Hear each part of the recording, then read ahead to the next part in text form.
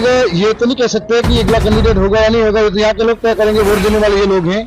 लेकिन ये जरूर कहेंगे कि इनमें राजनीतिक समझ और सरदी हमारे इलाके में बाकी और कुछ बचा हुआ है मध्य प्रदेश में आने वाले टाइम में बहुत दूर से ऐसा नहीं है, ये हमारा परिवार रहता है यहाँ पे, आदिवासी भील आदिवासी खासकर, और पाकिस्तान की बॉर्डर से लेकर के हमारे इलाके तक जो है भील प्रदेश। सबसे पहले तो आपके चैनल को बहुत बहुत धन्यवाद। जवाहर जालर के अंदर यहाँ रानीवाड़ा के अंदर हम आए तो इन सभी साथियों ने हमको अवगत करा कि डीटीएस है उसके अंदर हमारा 100% रिजर्वेशन इनका होना चाहिए, सबसे बड़ी बात। दूसरी ये जो डीटीएस का जो विधानसभा के अंदर भी जाएंगे, जो भी इसके अंदर जो समस्या आ रही है, जो स्थानीय यहाँ पर जो हमारी आम जनता की जो समस्याओं को मजबूत तरीके से विधानसभा के देखो, हम शक्ति प्रदर्शन को आप लोग कह सकते हैं, लेकिन हम लोग हमारे ही समाज के भीतर जो जन जागरण है, उन्हें टुकड़े टुकड़े में बटे हुए अलग अलग संगठनों में, अलग अलग पार्टी में, हम चाहते हैं कि एक होकर लड़े। और एक अगर जो आजादी के बाद भी मूलभूत सुविधाओं से तरसता हुआ आदिवासी है, जो आज भी बिजली, सड़क, पानी और रोजगार के लिए तरसता आदिवासी, और इस इलाके के अंदर सबसे ज्यादा भयंकर स्थिति हो जाती है जब मजदूरी पे निर्भर है, या खेतीबाड़ी पे निर्भर है,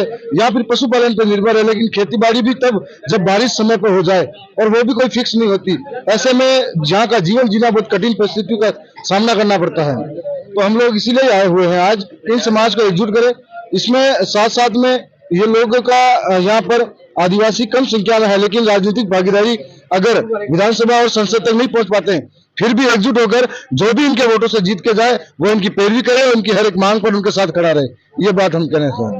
विधानसभा के उपचुनाव है, कैसा माहौल आपके मेवाड़ की 2 सीटों पर चुनाव हो रहे हैं, और आपके बाप पार्टी के बाद कैंडिडेट है?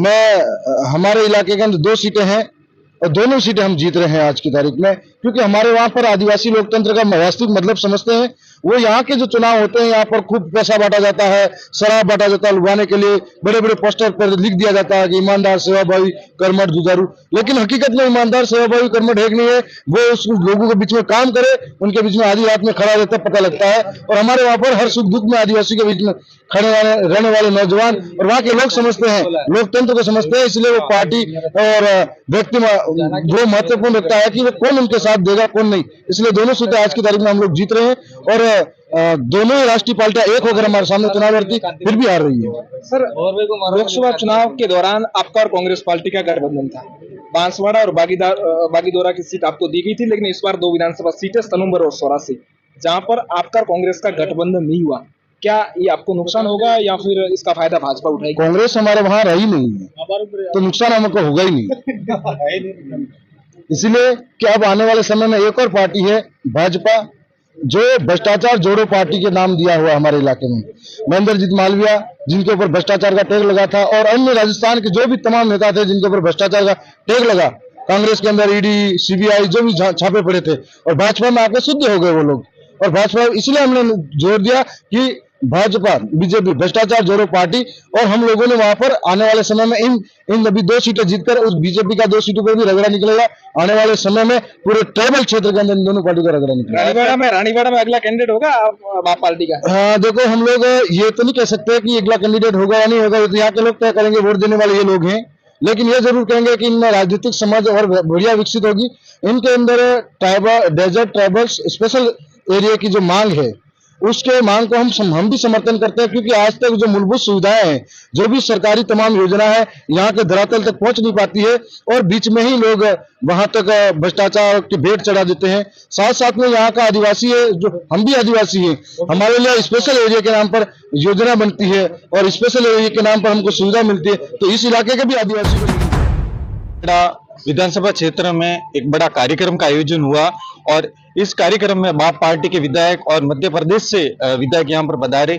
सर, क्या देखते हो जहाँ जालोर सिरोही में आदिवासियों की स्थिति है, और जिस तरह से यहाँ पर डीटीएस की भी मांग है, इस स्थिति को आप कैसे देखते हो यहाँ पर? सबसे पहले तो आपके चैनल को बहुत बहुत धन्यवाद। जवाहर जालर के अंदर यहाँ रानीवाड़ा के अंदर हम आए तो इन सभी साथियों ने हमको अवगत करा कि डीटीएस के अंदर, इस एरिया के अंदर जो भी जैसे सचिव की भर्ती होती है, स्थानीय जितनी भर्तियां यहाँ पर हो रही हैं, उनके अंदर स्थानीय लोगों को नहीं लेकर बाहरी दूसरे संभाग से जो लोग आ रहे हैं उनको लिया जा रहा है, ये बता रहे हैं। तो हमारी जो डिमांड है, ये इन सब भाइयों की भी है, हम भी ये कहना चाहते हैं कि जो इनकी स्थानीय भर्ती उसके अंदर हमारा 100% रिजर्वेशन इनका होना चाहिए, सबसे बड़ी बात। दूसरी, ये जो डीटीएस का जो कानून है, उस कानून को हम विधानसभा के अंदर भी जाएंगे। जो भी इसके अंदर जो समस्या आ रही है, जो स्थानीय यहाँ पर जो हमारी आम जनता की जो समस्या, उन समस्याओं को मजबूत तरीके से विधानसभा के अंदर रखेंगे। पटेल साहब, शिक्षक से लेके विधायक तक का सफर कैसा है? देखो, आपने सवाल किया शिक्षक से लेकर विधायक तक का सफर। पहले भी एक सेवा ही थी और अभी वो सेवा का जो रूप है वो बदल चुका है। पहले बच्चों को पढ़ाई कराने का काम था, अब जो भी नेता हैं जो पहले बने वो लोग ठीक ठाक काम नहीं कर रहे थे, तब उनको अच्छे तरीके से सबक सिखा रहे और पढ़ा रहे हैं। जालोर के भाइयों ने आपको कई मुद्दे बताए कि आने वाले सत्र के अंदर वो विधानसभा में आपकी आवाज गूंजेगी इस मुद्दों को? बिल्कुल 100% गूंजेगी। और हमारी तो ये मांग भी उठेगी कि हम ये चाहते हैं कि उधर जस्ट पास में माउंट आबू सिरोही का इलाका, यहाँ से 70 किलोमीटर, तो उस इलाके को अलग से शेड्यूल एरिया के अंदर जोड़ा गया है। तो यहाँ पर 70 किलोमीटर के रेडियस के अंदर इस इलाकों को क्यों नहीं जोड़ा जा सकता? जब सरकार 2016 के अंदर भी उन्होंने अपना परिसीमन क्षेत्र बढ़ाया, बार बार जो इलाका का क्षेत्र बढ़ा के विस्तारण कर रही है अनुसूचित क्षेत्र का, हम चाहते हैं कि इस इलाके को भी अनुसूचित क्षेत्र के अंदर जोड़ा जाना चाहिए। सर, आप मध्य प्रदेश से आते हो और मध्य प्रदेश से लेकर यहाँ तक का सफर, वहाँ की कैसी स्थिति है पॉलिटिकल की, राजस्थान के बारे में? वाह, हमने हिसाब कर दिया हमारे इलाके में, बाकी और कुछ बचा हुआ है मध्य प्रदेश में, आने वाले टाइम में और निकाल देंगे। तो दूसरे में बहुत दूर से ऐसा नहीं है, ये हमारा परिवार रहता है यहाँ पे, आदिवासी, भील आदिवासी खासकर, और पाकिस्तान की बॉर्डर से लेकर के हमारे इलाके तक जो है भील प्रदेश का ही है। तो ये मेरी नैतिक जिम्मेवारी होने के साथ साथ मैं जनता का विधायक हूँ, समाज का विधायक हूँ, इसलिए मेरी सामाजिक जिम्मेवारी बनती थी। यहाँ आया हूँ, दो बड़ी गंभीर समस्याएं नोट करी हमने। सर, आपके सैलाना विधानसभा से चुनाव थे, उस समय आपकी पोस्टें काफी चर्चित रही सोशल मीडिया पर। आपके लिए प्रत्येक चंदे से आप चुनाव लड़ा, स्कूटर पे आप प्रचार करते थे, क्या अब ये तो समय के साथ में सब देखना पड़ता है, अगर परेशानी है तो उसका सामना करते हुए आगे निकल जाते हैं, लेकिन रुकते नहीं है हम लोग, कितने मुसीबत आ जाए। भाई कांति भाई, मेरा एक सवाल है, आपका जब संबोधन था तो आपने पहला एक संबोधन की शुरुआत की थी कि भीनमाल का नाम भीनमाल है, और दूसरी बात आपने जालोर की कही। जालोर के बारे में भी आपने इतिहास के बारे में बताया, थोड़ा विस्तार से बताया दोनों और क्षेत्रों के इतिहास। देखिए भाई, यहाँ किवदंती है और हम लोग इस इलाके में घूमते हैं, जो भील समुदाय के लोग हैं और अन्य समुदाय के लोग हैं, उसमें एक किवदंती के अनुसार बात निकल के आती है कि आपके जस्सू भील ने जालोर की स्थापना की थी, जस्सू भील के नाम से जालोर पड़ा है, तो इसलिए मैंने ये बात रखी थी, क्योंकि कहीं इतिहास में लिखा है बूढ़े बुजुर्ग झूठ नहीं बोलते। दूसरा, आपका भील माल है, वो पहले अनादि काल में भिल माल था, तो भिल माल को धीरे धीरे समय कालांतर में भिल माल के नाम से बदल दिया, इसलिए मैंने भिल माल बोला है। जैसे भीम बेटका है तो भीम बेटका नहीं था, वो भिल बेटका था। इस प्रकार से जो आपका उज्जैन नगर है, वहां पे भिल राजा का राज था, जिसके पुत्र विक्रमादित्य थे, विक्रमादित्य नाम से विक्रम संवत चलता है।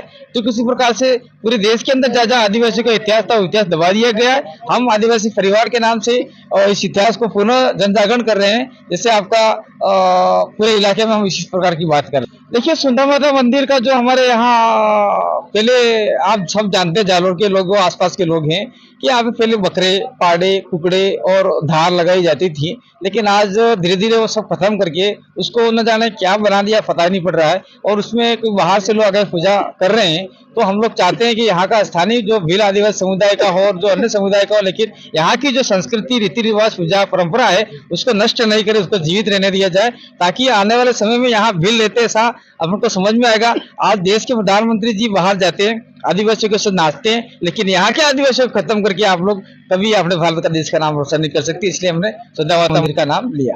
कांति भाई का बार बार जालोर दौरा, क्या भविष्य के विधानसभा चुनाव में यहाँ भी बाप के कैंडिडेट देखने को मिलेंगे? देखिए, ऐसा नहीं है, हम लोग इस जिले के अंदर एक राजनीतिक अवेयरनेस पैदा करना चाहते हैं, राजनीतिक जागरूकता पैदा करना चाहते हैं, सामाजिक सांस्कृतिक जागरूकता पैदा करना चाहते हैं। जिस दिन यहाँ के लोग समझ गए कि भाई भिनमाल और जो 5 विधानसभा सीट है, उसमें अधिकतम सीट में भील और आपका एससी, ओबीसी, माइनॉरिटीज कौन सी संख्या में कहाँ पे रहता है, तो वो लोग चाहेंगे तो हम लोग खड़ा कर सकते हैं, लेकिन हमें यहाँ खड़ा करने की जरूरत नहीं है। ये लोगों को हम लोग किसी विशेष मुद्दे बताएंगे, जिसमें एसटी, एससी, ओबीसी, माइनॉरिटी और जनरल वर्ग का समान तमाम लोग वर्ग रहता है, उसमें कोई कंट्रोवर्सी नहीं हो, और यहाँ के मुद्दे जो हैं वो मुद्दों को लेकर हम कांग्रेस, बीजेपी जो बड़ी पार्टियां हैं उसके साथ में हम साझा कार्यक्रम करेंगे, उनको बताएंगे कि आपके मैनिफेस्टो में यहाँ के मुद्दे लिए जाए रेगिस्तानी इलाके के, तो हमारे लोगों को फायदा होगा, एससी के, ओबीसी के, माइनॉरिटी जनरल लोगों को फायदा होगा। यहाँ जालोर में खाली आदिवासी रहता है ऐसा नहीं है, आपका ये रानीवाड़ा में यहाँ तमाम वर्ग के लोग रहते हैं। जब आपका पानी यहाँ का हमारे माही डैम का पानी है, नर्मदा का पानी है, कहीं दूर जा सकता है तो इस इलाके में क्यों नहीं आ सकता? अगर इस इलाके में आएगा तो खाली बिलों को मिलेगा ऐसा तो है नहीं, यहाँ सभी वर्गों को पानी मिल सकता है। इसलिए हमारे इलाके में बड़े बड़े डैम है, आपका वहां का पानी गुजरात के कच्छ भुज तक जा सकता है, तो यहाँ क्यों नहीं आ सकता? इसलिए हम डिमांड कर रहे हैं कि वहां का पानी, आदिवासी इलाके का पानी इस रेगिस्तानी इलाके में आना चाहिए, यहाँ के तमाम वर्गों को फायदा होना चाहिए। ये सारे मुद्दे हम इन राजनीतिक पार्टियों के सामने रखेंगे। जो मुद्दे मानेगा उसको हम बिलों के साथ में कहेंगे कि आपकी निर्णायक वोट है, आप उनको वोट दिए जिताइए, और जो मुद्दे नहीं मानेगा उनको नमस्कार जय जोहार करिए। ये बात हम लोग कहने के लिए आए हैं। कांतिलाल जी, जालोर, सिरुई, पाली, यहाँ पर आदिवासियों की जो सामाजिक क्रांति है और कहाँ तक पहुंची है उनके देश आजाद होने के बाद तक? देखिए, लगातार आप इस क्षेत्र में देश रहते हैं। आजाद होने से पहले और देश आजादी के समय तक, जैसे आप पाकिस्तान के अंदर आप देखा जाए तो जब देश के दो टुकड़े नहीं हुए थे उस समय पाकिस्तान के अंदर आज की तारीख में लगभग 40 लाख बिल रहते, लेकिन हम लोग वो देश अलग हो गया इसलिए वो देश की बात नहीं करते, और वहाँ का संस्कृति अलग है, वहाँ के बिलों को पाकिस्तान में क्या माना गया क्या नहीं माना गया वो बात अलग है। लेकिन जो अपना भारत का इलाका है, भारत के इलाके में जो आदिवासी भील समुदाय रहता है वो कहीं न कहीं आज की तारीख में थोड़ा सा आगे बढ़ा है, और एजुकेशन के मामले में, शिक्षा के मामले में, स्वास्थ्य के मामले में यहाँ सरकार की सुविधाएं धीरे धीरे पहुंचे, लेकिन पहुंच रही जो आज तक पहुंचनी चाहिए थी मूलभूत सुविधा वो नहीं पहुंची है। इसलिए हम लोग ये चाहते हैं कि आने वाले समय में ये रेगिस्तानी इलाके में आज रोड नहीं है, पानी नहीं है, बिजली नहीं है, और स्कूल नहीं है, विद्यालय नहीं है, महाविद्यालय नहीं है, हॉस्पिटल नहीं है, स्वास्थ्य सारी सुविधा का अभाव है, वो तमाम वर्गों को मिले, खाली बिलों को मिले या नहीं कह रहे हम, तमाम वर्गों इस इलाके में रहता है, सबको मिलना चाहिए। और आने वाले समय में हम लोग जनजागरण करेंगे, और इसी आशा विश्वास के साथ में सभी आपके रेगिस्तानी इलाके को हम लोग रेगिस्तानी इलाके के लोगों को जोड़ना चाहते हैं।